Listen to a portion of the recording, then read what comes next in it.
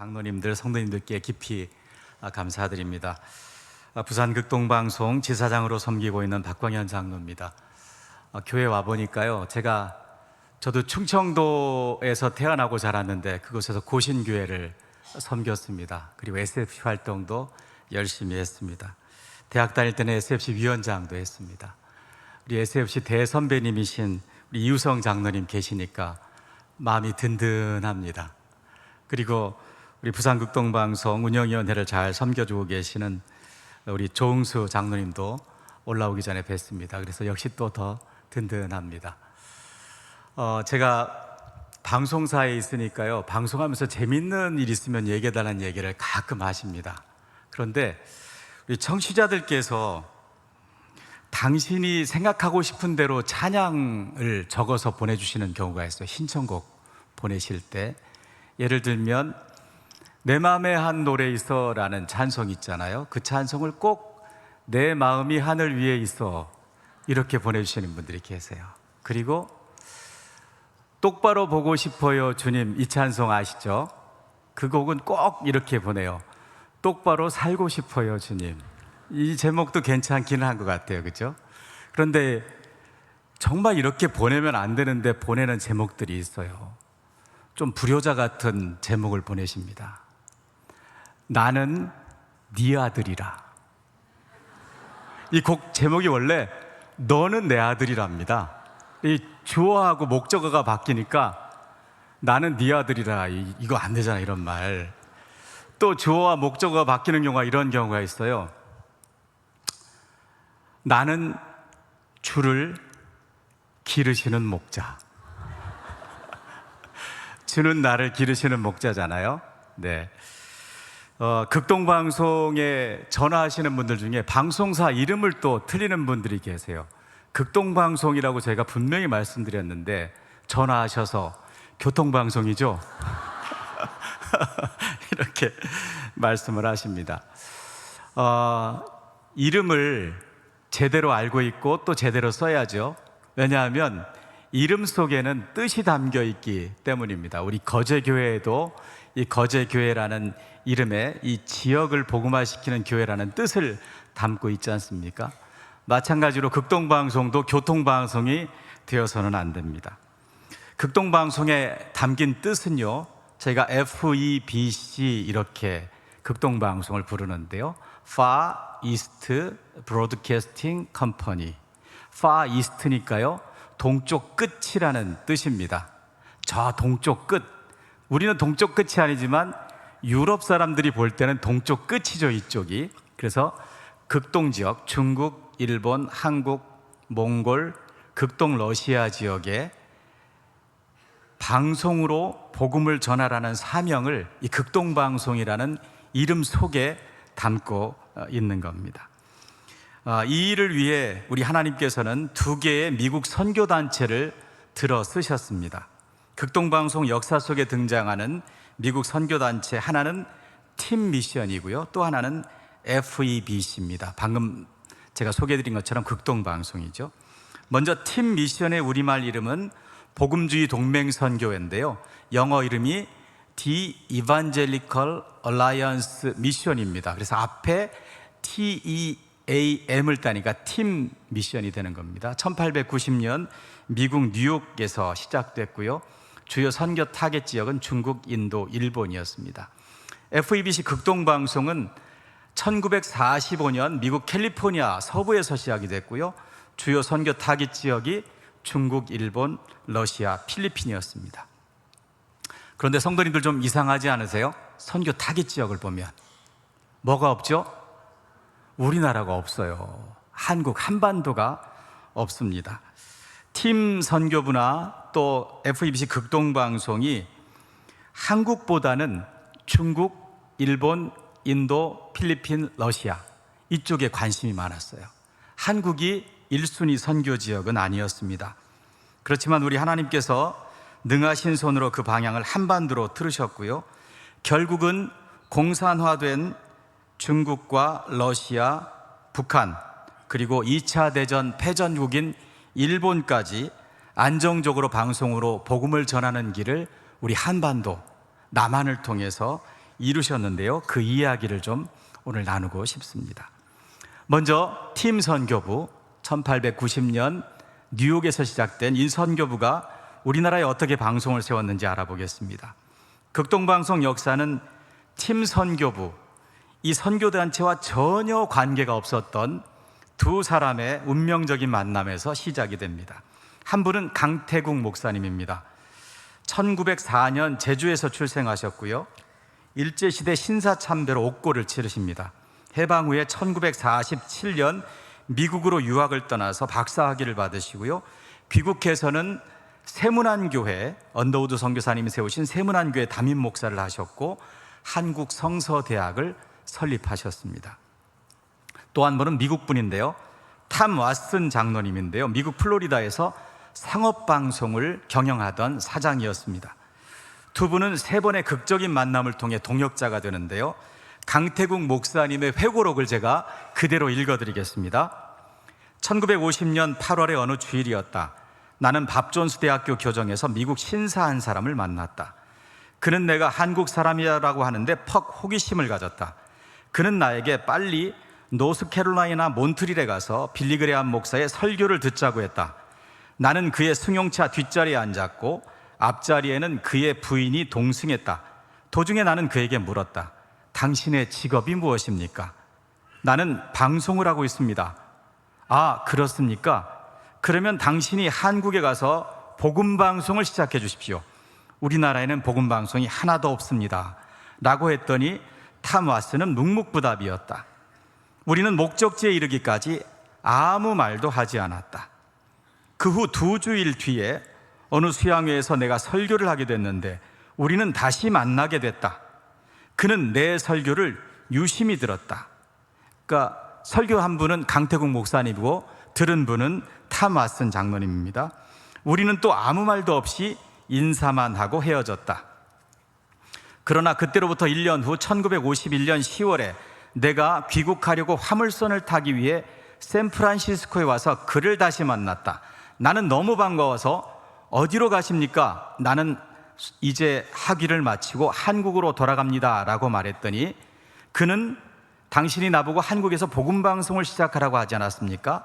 나는 일본으로 갑니다. 일본의 가족들을 두고 나 혼자 한국에 가려고 합니다. 우리는 같은 배에 동선했다. 그리고 그는 말했다.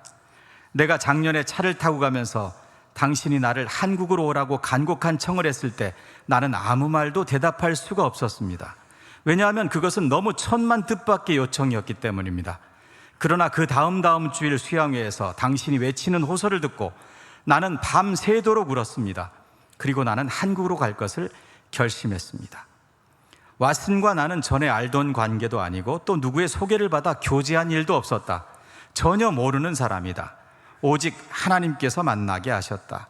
하나님께서 나를 왓슨의 승용차로 보내셔서 이 일을 이룩하신 것임을 믿는다. 오직 하나님께 감사할 뿐이다. 탐 왓슨 선교사님은 1951년에 팀 선교부에 가입하고 일본으로 가족과 거처를 옮깁니다. 왜냐하면 1951년은 한국이 뭘 하고 있을 때죠? 한국전쟁 중이었잖아요. 그러니까 입국이 어려웠습니다. 그래서 가족들은 일본에 있고 선교사님만 왔다 갔다 하셨다고 그래요. 전쟁이 끝난 뒤에 1954년 5월 20일에 방송사 설립 허가를 받았는데요. 허가증 사본을 사진으로 보면 붓으로 적은 허가증인데요. 거기에 단기 4287년 5월 20일자로 설립을 허가합니다. 이렇게 문구가 있습니다. 우리 이우성 장로님께서는 예전에 단기 쓰던 걸 기억하실지 모르겠습니다. 저희는 잘 모르는데요.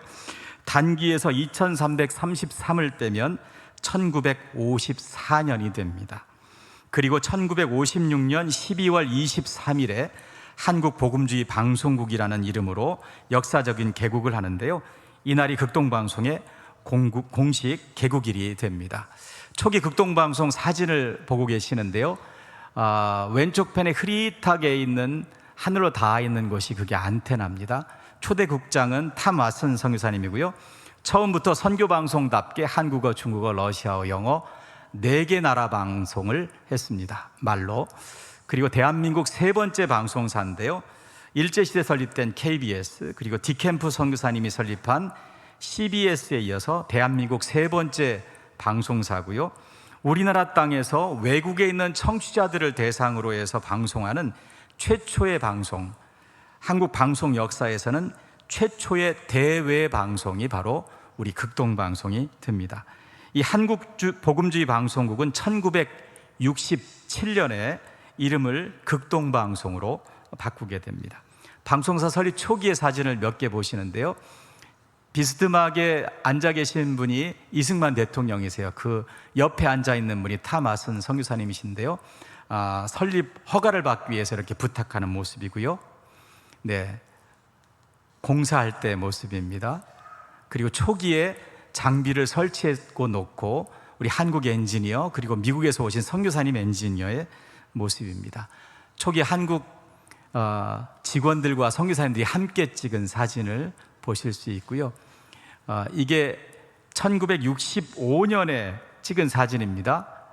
그런데 31살의 김정한 목사님께서 이때 젊은 이사로 참여하셨던 모습을 보실 수가 있습니다.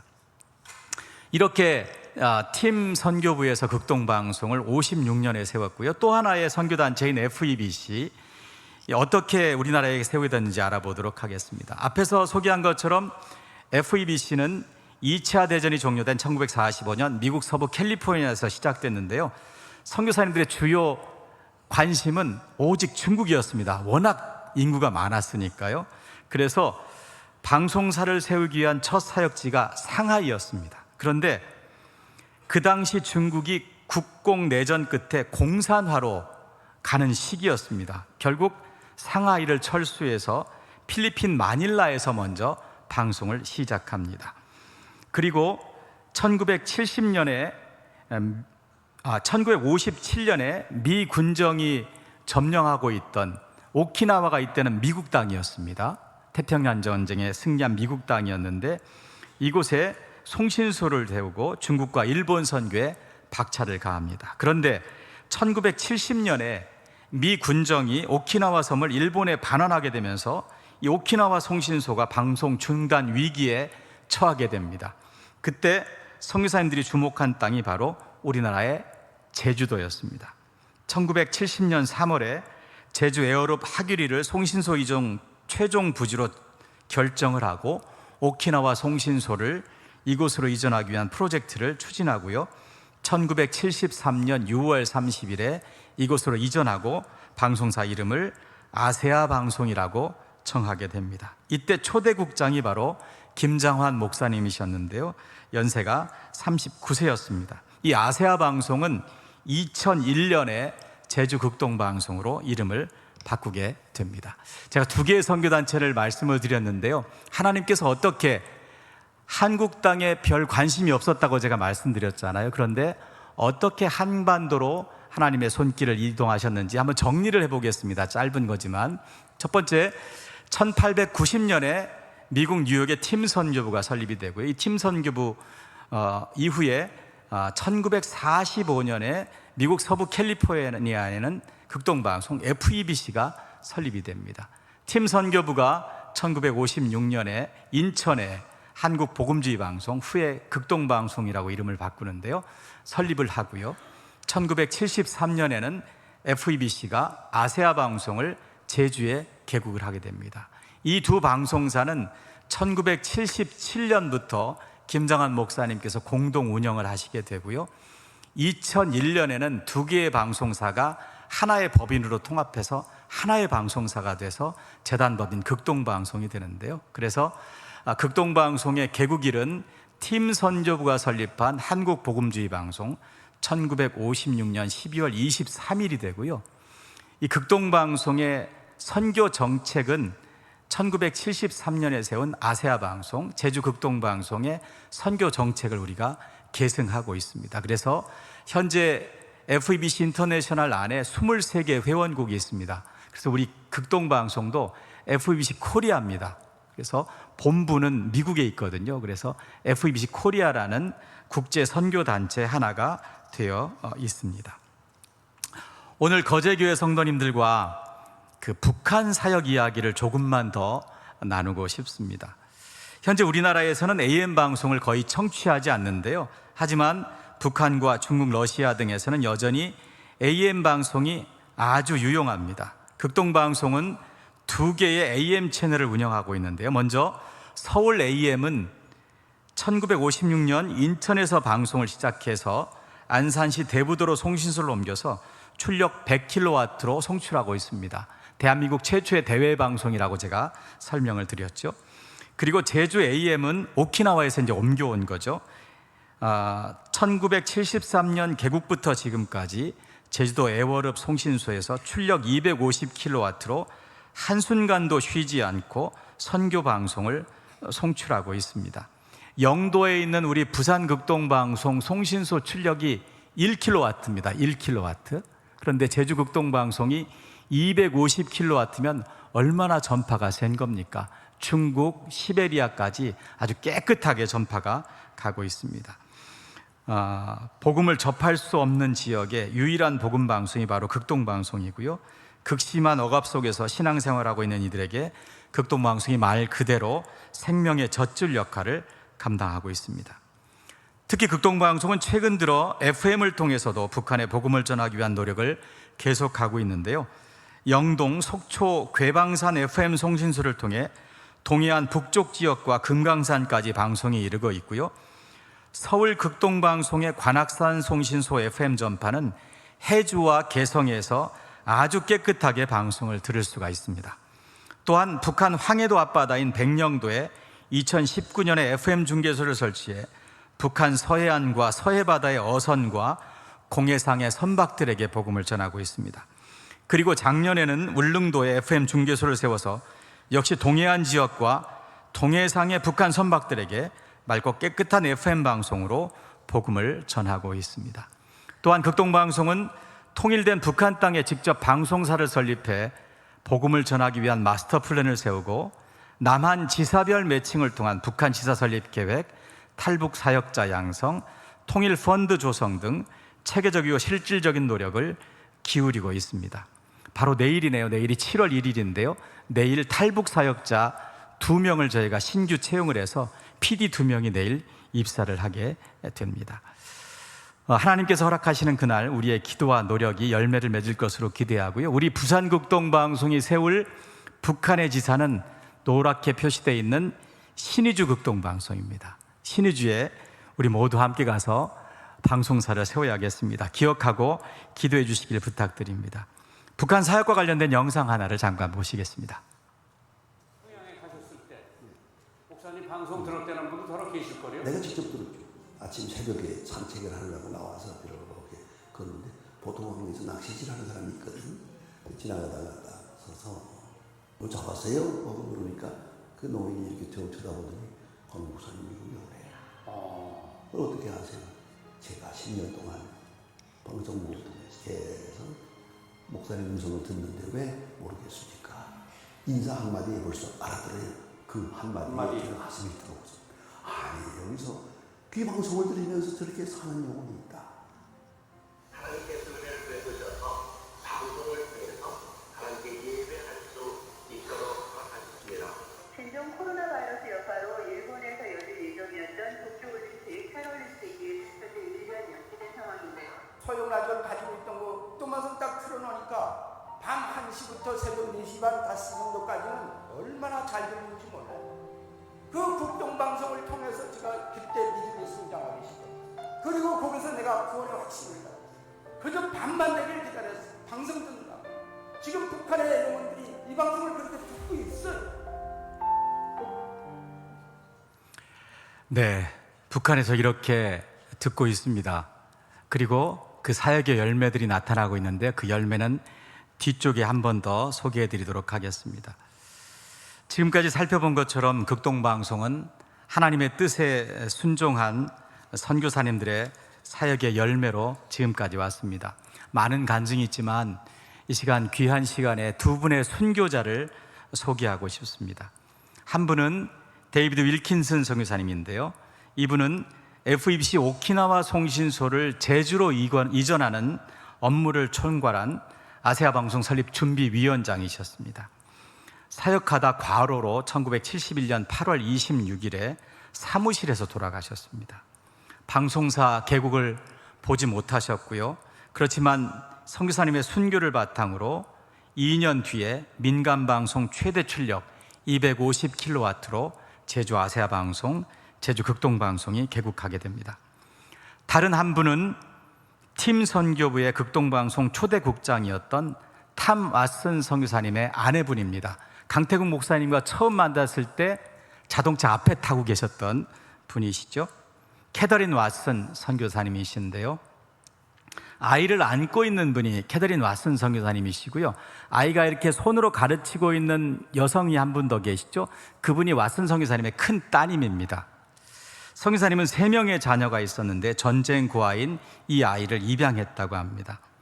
캐더린 왓슨 선교사님은 방송사를 설립하고 안정화를 위해 남편과 함께 사역하다가 폐암에 걸리셨습니다. 그런데 치료 시기를 놓치시고 1959년 10월 30일에 돌아가십니다. 방송사 개국 3년 뒤의 일이었습니다. 극동방송은 1962년에 인천 북성동에 새로 지은 방송사 건물을 캐더린 기념관이라고 명명하고 캐더린 선교사님의 순교를 기념합니다.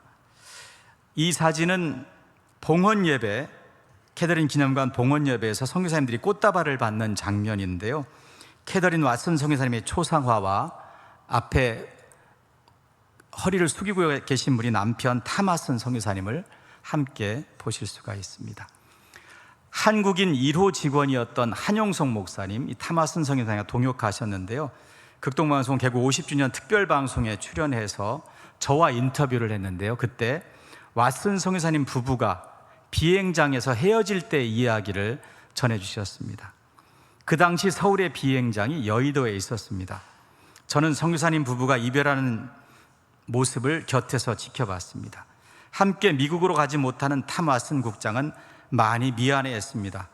여보, 내가 급한 일만 처리하고 빨리 미국으로 가서 당신을 돌보겠소. 미안해요. 가서 치료 잘 받고 있어요. 아니에요. 아직 할 일이 많은데 당신은 사역이나 신경 쓰세요. 내가 치료받고 건강해져서 다시 한국으로 돌아올게요. 걱정하지 말고 기도해 주세요. 이 대화가 선교사님 부부가 나눈 마지막 대화였습니다. 80세가 넘은 이 한용석 목사님이 반세기나 지난 선교사님 부부의 이별 장면을 전하면서 스튜디오에서 얼마나 뜨겁게 눈물을 흘리시던지 그때 생각만 하면 저도 목이 메입니다. 한 목사님은 후배 사역자인 제게 이렇게 당부했습니다. 잊으면 안 됩니다.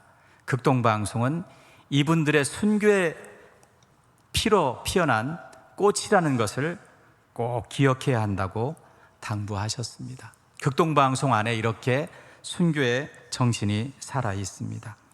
극동방송 소개할 때 저는 세계 없는 것, 오직 극동방송에만 있는 것 3가지, 그래, 3 without, 3 only라고 표현하곤 합니다. 먼저 극동방송에 없는 것 3가지가 있습니다. 뉴스, 보도 프로그램 이런 게 극동방송에 없습니다. 그리고 K-팝, 가요, 팝송 없습니다. 또 광고, 상업광고 극동방송에 없습니다. 극동방송에만 있는 거 3가지는요, 북한, 복음, 동역입니다. 방금 전에 말씀드린 것처럼 극동방송은 북한에서 들을 수 있는 유일한 방송입니다. 오직 극동방송만 북한의 전파를 통해 복음을 68년 동안 전하고 있습니다. 또한 극동방송은 뉴스나 보도, 가요나 팝송을 방송하지 않습니다. 오직 설교와 찬양, 간증, 기도 등 기독교 컨텐츠만으로 이루어진 복음 전문 편성을 하고 있습니다. 역시 지상파 방송 중에서 복음 컨텐츠만으로 방송하는 것은 대한민국에서 극동방송뿐입니다. 그리고 극동방송은 상업 광고를 통한 수익이 전혀 없습니다. 우리나라뿐만 아니고 전 세계적으로도 광고 수익 없이 오직 청취자들의 자발적인 후원과 기도로 운영되는 방송은 그 예를 찾기가 어렵다고 합니다. 극동방송은 이처럼 한국교회와 함께, 거제교회와 함께 아름다운 동역의 역사를 써가고 있습니다. 극동방송의 진정한 주인은 바로 여러분, 교회와 성도님들, 동역자들, 분들이십니다.